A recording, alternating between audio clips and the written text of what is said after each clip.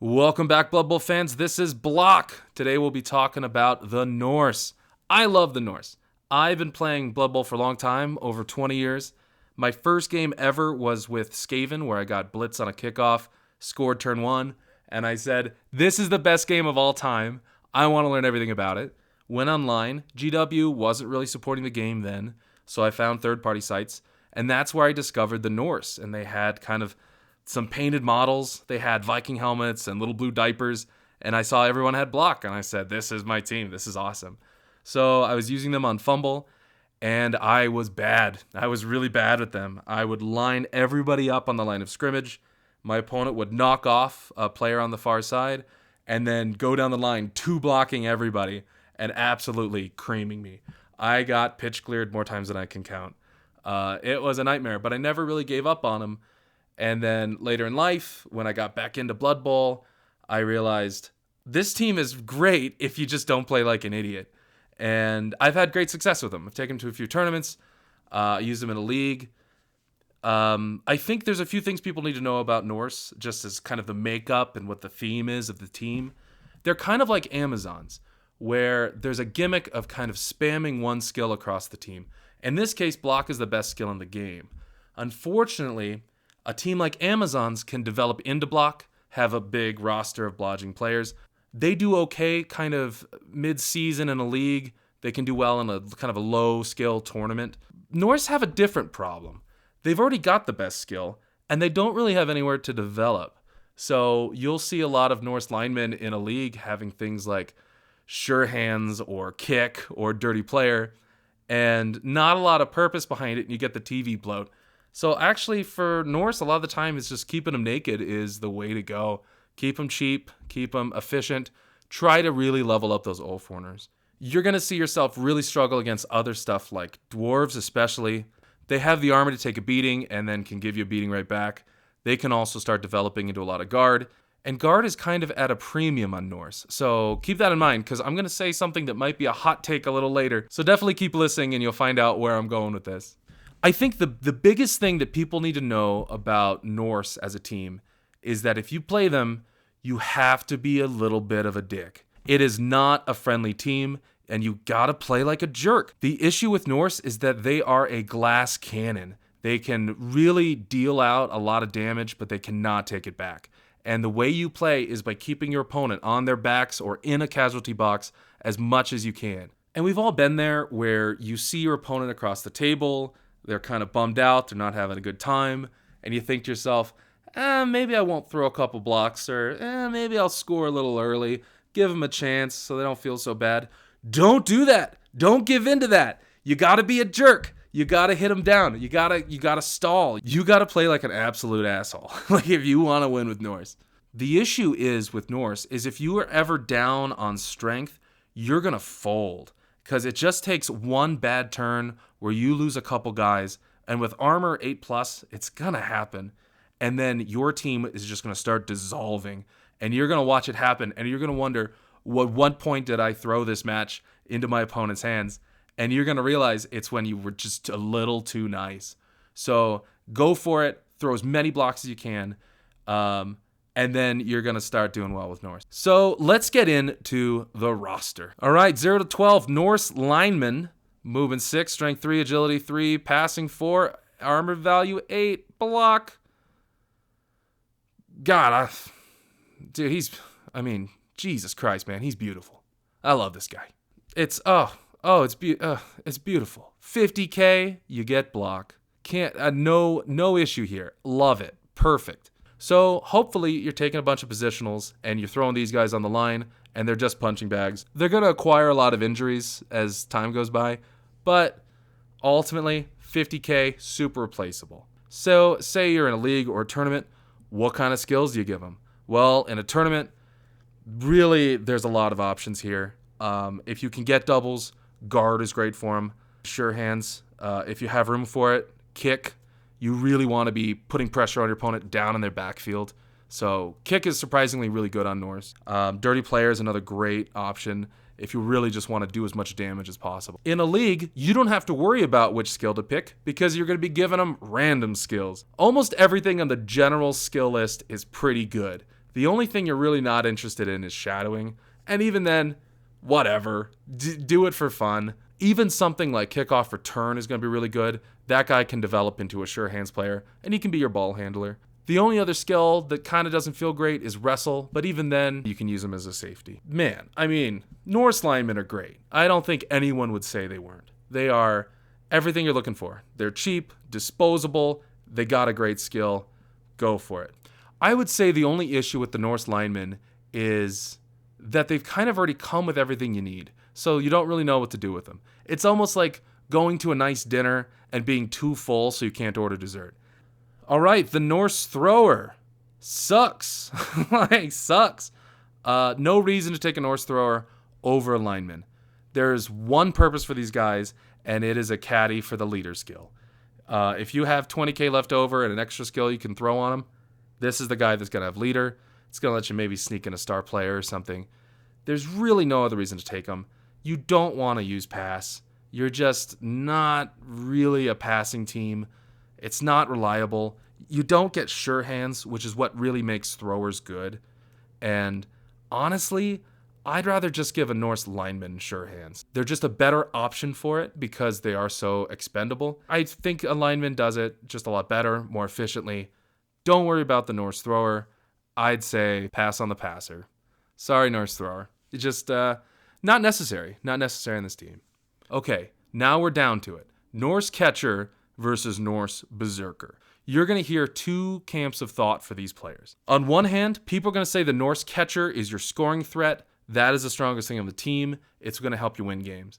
They look at that movement 7 and their ability to develop into a blodging piece as pretty crucial to get that ball down the field. And the berserkers really aren't going to be helping you score. So some people will avoid the berserkers and try to load up on the catchers. Here's the truth, guys. Don't listen to those people. You are not a team that wants dodge. You don't want to be dodging. You want to be throwing blocks. You need to be throwing as many blocks as possible. You need to get your opponent on the ground into the casualty box, and you're not going to do it by developing blodging pieces. You don't want those catchers. Get them out of here. Get out. No, I don't like the catchers. First off, Dauntless is dumb. It doesn't make sense on this team. You should be knocking the weakest players out first and then overwhelming any strong pieces. That's true with ogres. That's going to be true with something like Underworld or anything that you're going to see lots of kind of low strength and high strength stuff. And even against something like Chaos, where you've got kind of high armor, kind of high average strength across the board, you still have 2 strength 4 pieces and a strength 5 piece that can deal with that.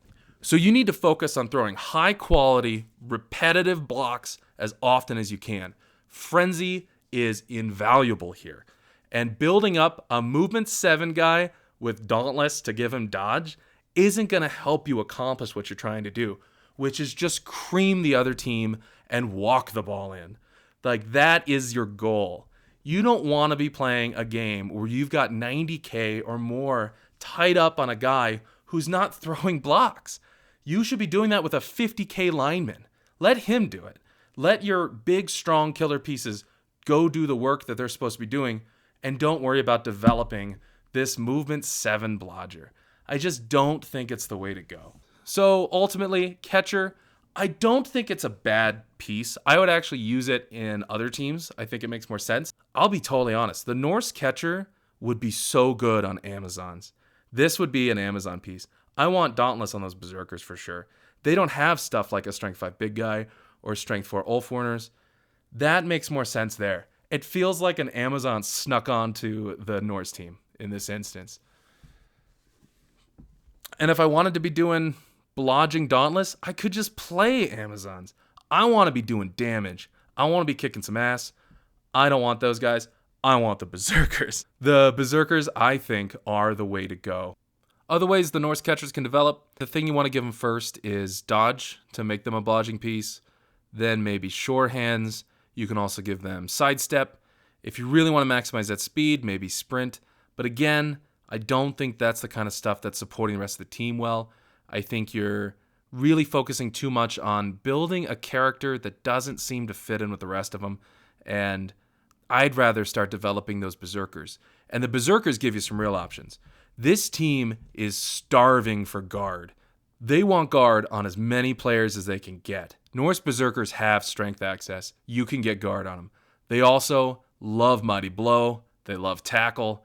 These are guys that can really put the work in. That jump up means they can come support with guard early and often. I think that they're really mandatory, and I think that they're woefully underused. I think Norse berserkers are helping you accomplish what you're trying to do, which is just throw a ton of blocks, get stuff down, get stuff off the pitch, and then your Norse linemen can kind of just pick up the ball, take their time, score. You're going to win 2-0, 2-1, no problem. I think that's the way to go. All right, the Ulfwereners. These guys are strength 4 with frenzy. They are movement 6, so they're actually pretty fast for a strength 4 guy, same as a Saurus. Agility 4+, also not bad for a strength 4 guy, movement 6. Armor value 9+, a little lower than some of the tougher stuff, but really all in all a good piece. Frenzy to start with, 105 gold, not even that expensive really for what they're doing, and they have strength access. So obviously, like, I don't think I have to tell you, you give them block, and then you get to pick. Do I want to give them guard or mighty blow? And then give them the other one that you didn't take after that. So here's something else that's kind of an interesting take. Some people see the Ulfs as your blitzers, and they should be doing all the blitzing. I don't think that's necessarily true. The way I see Norse operating is that you have a couple sturdier pieces. Strength 4, armor 9+ means this guy's harder to remove than something like your linemen and your berserkers. So instead of blitzing with these guys, I like to give them guard, get them into the thick of it, and then kind of use my Norse berserkers on the sidelines to start really pushing people into places I need them to be. So much of what is good about Norse is all that frenzy, and you can really do a lot of pitch control. I like to ring people out early. I think I talked earlier in the Khorne video where I don't want people playing the sidelines with Khorne. I think there's just too much frenzy. You really just want to keep your opponent in a big ball in the center and just keep wailing on him and fouling him. This is different. I think these guys really want to build those channels or lanes down the pitch, and you're going to do that by kind of separating your opponent's team and keeping them from supporting one another, and you've been doing that with a lot of guard. So get that guard in the mix. Ulfwereners and berserkers, mandatory to get all that guard, and that frenzy, you want to start pushing them off the sidelines. You want to just outstrength your opponent. The only way you're going to do that is if they're not on the pitch. So Ulfwereners, I think Ulfwereners, A-level, one of the best guys in the game. I think they're great. They're great on this team. When they were originally added back in, 2008, 2009, I was a little hesitant. I was like, I'm going to miss my berserkers. I don't like that they don't have block. I thought that was Norse's thing. Turns out they're great. Don't worry about it. Get block as soon as you can. And then build them into that killer or support piece or killer support piece that the team really needs. All right, let's talk about the Yeti. The Yeti is good. It's not as good as it was. It was definitely a little nuts with Claw and Mighty Blow stacking. Everyone knows now it doesn't work like that. Now it's just kind of a frenzy claw piece. It's a lot like the Blood Beast in Khorne, except this bad boy's got Disturbing Presence, which is a skill that is almost never relevant and I constantly forget about. It may as well just not have it. I don't even know what the Disturbing Presence is supposed to represent. Is he bringing a little snowstorm with him? Does he smell bad? Is it a magical frost breath? He brought the cold with him. Dress for... It's Yeti weather, people. I think there's a couple ways to go with the Yeti. I think either you give them guard early to really start supporting the rest of your team, or you save up for block. With Claws, you're going to be breaking some armor. You might luck out, and he'll be safe long enough till you can get it. But with that frenzy, I'm always kind of scared. Another option is you give him Brawler. I think Brawler is inconsistent. I don't love Brawler, but that to me is probably a safe bet. I think the better option if you're really going to be committed to getting that Yeti, give him guard early, and then make sure you throw all your blocks, and then force your opponent into a position where you're getting 3 die with your Yeti. Really get your whole team kind of working in unison, supporting each other. Get to the point where the Yeti's got enough strength that he can get those 3 dice, and then throw 3 die blocks. Don't get him in a situation where he's ever going 1-to-1, which can happen with that frenzy. You'll get pulled into frenzy traps. Try to avoid that. Try to plan ahead where that Yeti's going to end up and start playing to your strengths. And then when you start removing pieces, which is your plan, it's going to be easier and easier to get those 3 die blocks of the Yeti to the point that you're not super worried about if you have block or not, because you're always getting those 3 dice. But if you can't get block on him, do it. He just becomes an absolute terror. Even Mighty Blow, I think, on this guy is still really good. +1 to the injury roll, always a great option. For building a Norse roster, you can get 2 rerolls and basically every positional. You can get 5 linemen, 1 catcher, 2 berserkers, 2 Ulfwereners, a Yeti, and 2 rerolls for $9.90. So go for it. I mean, you've got everything you need right there. So that's an easy roster. That's the roster I take every time. I know I kind of crapped on the catcher, but it's still 1 movement. Take him. Why not? Something else that's kind of cool with Norse is they have access to Lustrian Super League and Old World Classic. So you can get some kind of goofy stars. That includes Zolcath the Zode. I really like Grombrindal, the White Dwarf, on this team. I like the idea of handing out Mighty Blow to any player whenever I need it. I think that's pretty cool. You can also do stuff like throw out a break tackle onto one of your stronger strength pieces to get them out of a mess and get into a sneaky blitz. So I really like that player. Obviously, Morgan Thorg is great. I know he went up in cost recently. Deeproot Strongbranch is another good pick. Super strong. He's great. And if you could afford him, Griff Oberwald is really good. I don't think I like Carla that much. Mighty Zug is all right. Maybe Grack and Crumbleberry. That can give you a 1-turn touchdown. So that can equalize a lot of those other teams that are trying to sneak in some touchdowns, which would include probably Skaven, Underworld, and then, goblins and things like that can also do throw teammates. Yeah, so that's my opinion of the Norse team. I mean, I like the Norse a lot. I've had a good experience with them. I have a good history with them. I think they deserve to be a top-tier team. They're hard in league. They're great in tournaments. They are a kind of a win more team. If you're winning, you have to keep winning. And if you're losing, you're going to keep losing. It's really hard to come back when you're behind with Norse, just because they're so fragile. And when you lose that strength advantage, you kind of just start losing the game. I'd say if you're going to go out there, just play like an unreserved jackass and just start doing fouls and throwing blocks that aren't necessary. Just try to get your opponent off the pitch in any way you can, and then keep that strength advantage. And that's how you're going to win with Norse. I know a lot of people are going to disagree with the catcher. I know that maybe that's a point of contention. Some people just don't take the berserkers. They don't think they're worth the cost. I'm on the other side of the fence on that one. Leave comments or let me know what you think about that. Let me know if I'm totally wrong. I'm not the #1 ranked Blood Bowl player or anything. Like, I do okay. So these are just kind of my dumb opinions. Thanks for listening. Subscribe if you haven't. I'm trying to build more content, and mostly this is just a good outlet for me to do something other than drinking. And I could use the support. Maybe that's why I like Norse. The beer-toting, rough and tumble dudes is what I consider myself as. I don't know if any of that's gonna go in there. I might delete that. I don't know.